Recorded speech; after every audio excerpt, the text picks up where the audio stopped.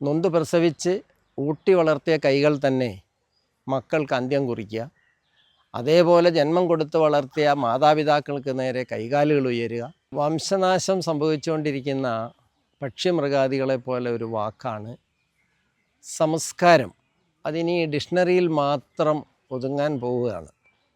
കാരണം ദൈനംദിനം നമ്മുടെ നാട്ടിൽ നടക്കുന്ന കാര്യങ്ങൾ നമ്മൾ കാണുമ്പോൾ എല്ലാത്തിനും നമുക്ക് ഒറ്റ ഉത്തരമേ പറയാനുള്ളൂ: സംസ്കാരശൂന്യത.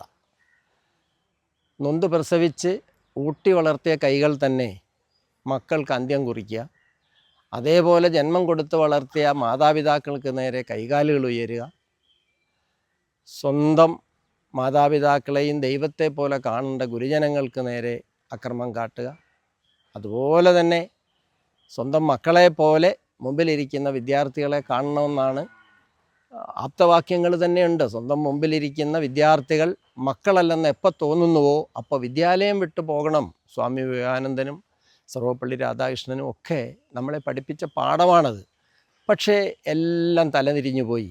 നിത്യേന ഇങ്ങനെ സംസ്കാരശൂന്യത ഇങ്ങനെ നമ്മുടെ നാട്ടിൽ വരികയാണ്. അപ്പോൾ അതാ പറഞ്ഞത്, ആ വാക്കിന് ഡിക്ഷണറിയിൽ മാത്രമേ ഉണ്ടാവുള്ളൂ. കാരണം എന്താ? ഈ സംസ്കാരം എന്ന വാക്കിന് എന്താണ് അതിൻ്റെ വ്യാപ്തി, എന്താണ് അതിൻ്റെ അർത്ഥമെന്നത് ആർക്കും തിരിയുന്നില്ല. മാതാപിതാക്കൾക്കും അറിയില്ല, മക്കൾക്കറിയില്ല, അധ്യാപകർക്ക് അറിയില്ല, കുട്ടികൾക്ക് അറിയില്ല. അപ്പോൾ എന്താണ് നമുക്കിനി ചെയ്യാൻ പറ്റുക?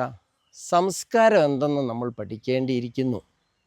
അപ്പോൾ ആയതുകൊണ്ട് നമുക്കിനി എന്ത് ചെയ്യാൻ? വരും വീഡിയോകളിലൂടെ നമുക്ക് ഈ സംസ്കാരത്തെക്കുറിച്ചാണ് ചർച്ച ചെയ്യുക.